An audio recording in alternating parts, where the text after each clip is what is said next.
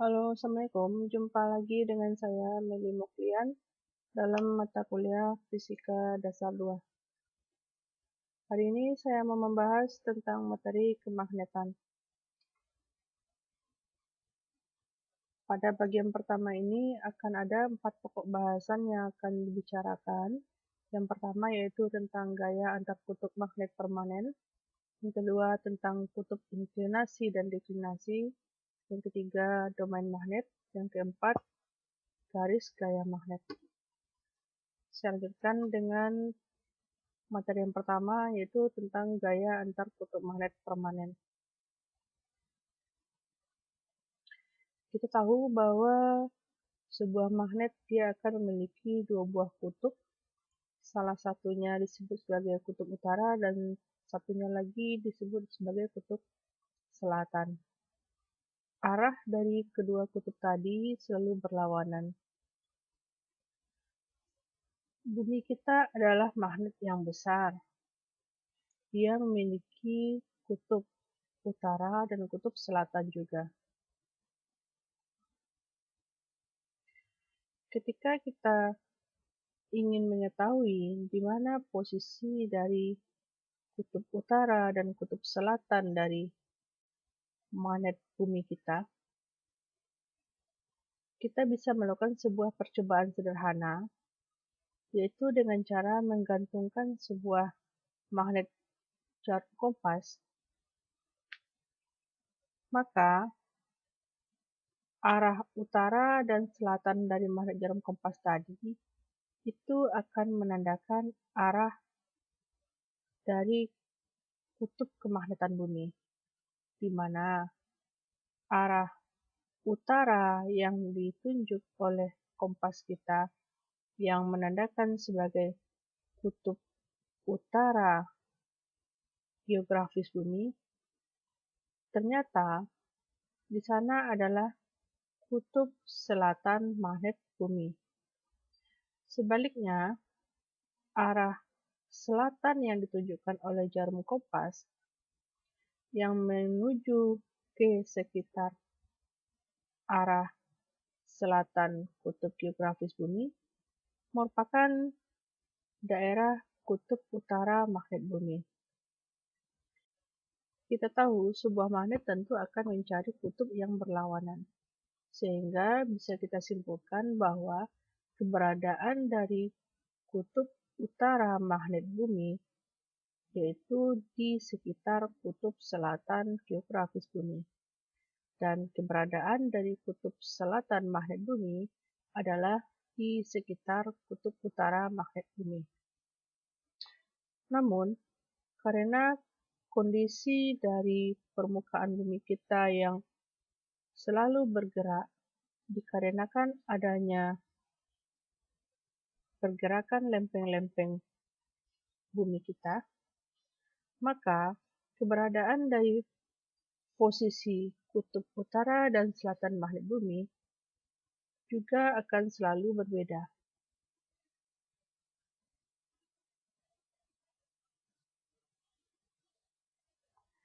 Seperti contoh, pada tahun 2004, 2005, dan 2015, keberadaan dari kutub utara dan kutub selatan magnet bumi selalu berpindah-pindah. Ini menandakan bahwa mantel bumi membuat kerak bumi selalu bergerak. Saya lanjutkan. Berikutnya saya bahas tentang sifat gaya antar kutub magnet. Seperti kita ketahui, kutub magnet memiliki 3 sifat gaya. Sifat yang pertama, kutub sejenis akan melakukan tolak-menolak. Sifat yang kedua, kutub yang tidak sejenis akan tarik-menarik. Dan sifat yang ketiga, besarnya gaya tarik atau gaya tolak dari dua kutub magnet tadi itu berbanding lurus dengan kekuatan dari masing-masing kutub magnet dan berbanding terbalik dengan kuadrat jarak antar dua kutub. Maka ketika semakin dekat jarak antara dua kutub yang berinteraksi tadi, maka gaya tarik atau gaya tolak antar mereka akan semakin besar. Saya lanjutkan untuk materi berikutnya, yaitu tentang sudut inklinasi dan deklinasi. Keberadaan suatu titik di permukaan bumi terhadap keberadaan dari kutub utara dan kutub selatan magnet bumi itu bisa kita kelompokkan dalam dua jenis, yaitu sudut inklinasi dan sudut deklinasi. Bagaimana cara kita membedakan antara sudut inklinasi dan sudut deklinasi?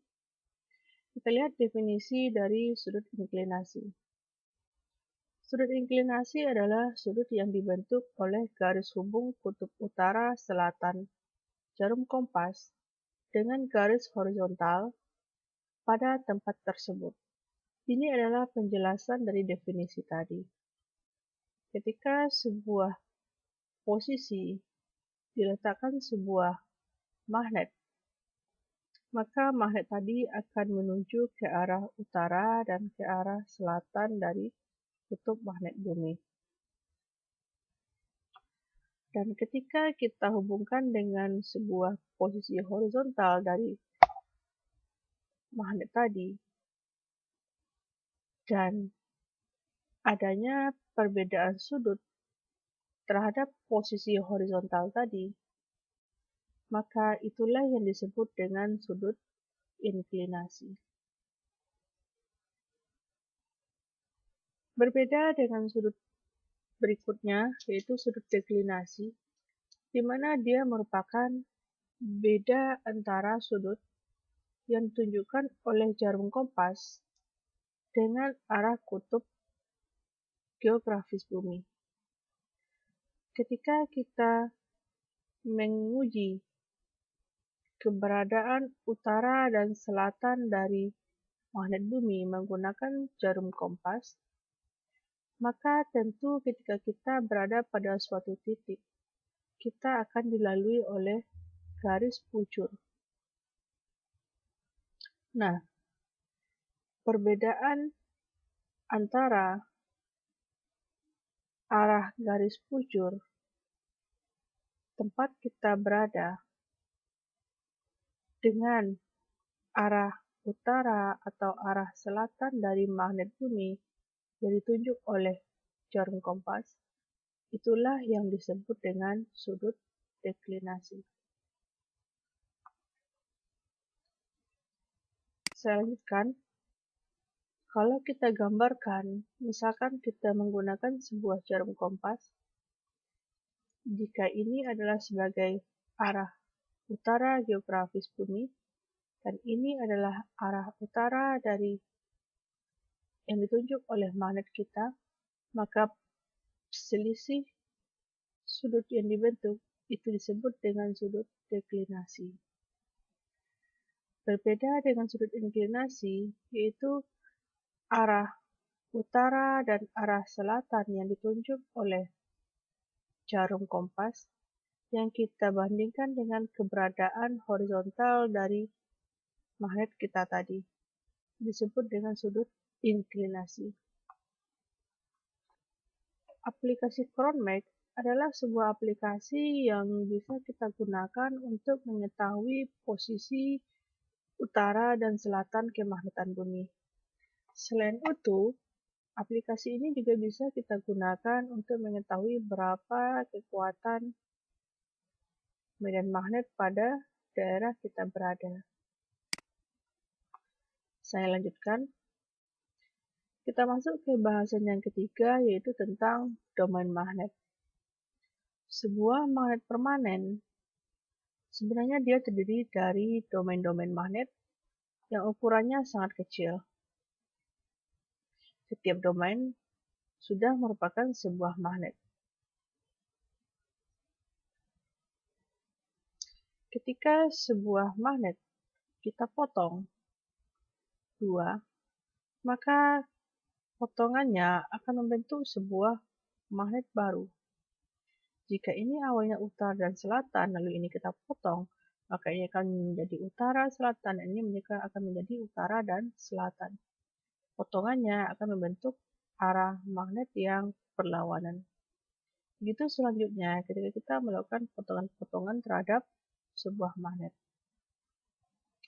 Namun, ketika kita memotong magnet tadi menjadi ukuran yang kecil, sampai dengan ukuran orde mikrometer,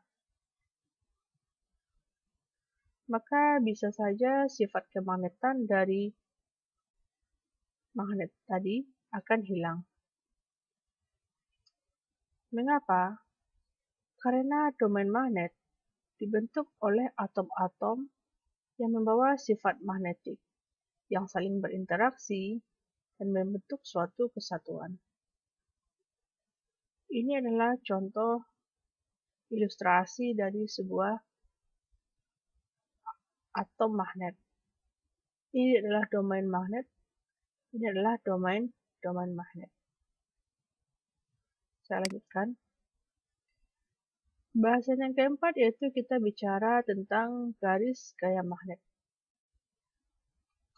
Garis gaya magnet bisa kita jelaskan dalam 4 keadaan. Kondisi pertama, bahwa garis gaya magnet tadi dilukiskan keluar dari kutub utara dan masuk di kutub selatan. Kita tahu sebuah magnet pasti memiliki 2 buah kutub, yaitu kutub utara dan kutub selatan. Maka sifat dari garis gaya magnet yang pertama yaitu keluar dari kutub utara menuju ke kutub selatan.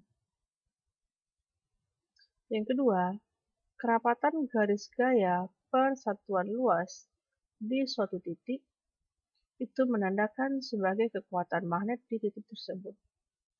Kalau kita meninjau sebuah titik di sini, lalu kita bandingkan dengan sebuah titik di sini, jelas bahwa titik yang dekat dengan kutub magnet tentu memiliki kerapatan garis-garis magnetnya. Maka bisa kita simpulkan bahwa titik yang dekat dengan kutub magnet akan mengalami kekuatan magnet yang lebih besar daripada titik yang jauh dari kutub magnet. Yang ketiga, kerapatan garis gaya terbesar itu berada di kutub magnet. Jelas bahwa kutub magnet adalah daerah yang paling kuat medan magnetnya. Yang keempat, makin jauh dari kutub, maka makin kecil kerapatan garis gaya. Ini menandakan bahwa semakin jauh dari kutub, maka makin lemah medan magnet yang dialami. Begitu. Oke. Materi untuk kemagnetan bagian pertama saya cukupkan sampai di sini dulu. Saya tutup. Wassalamualaikum warahmatullahi wabarakatuh.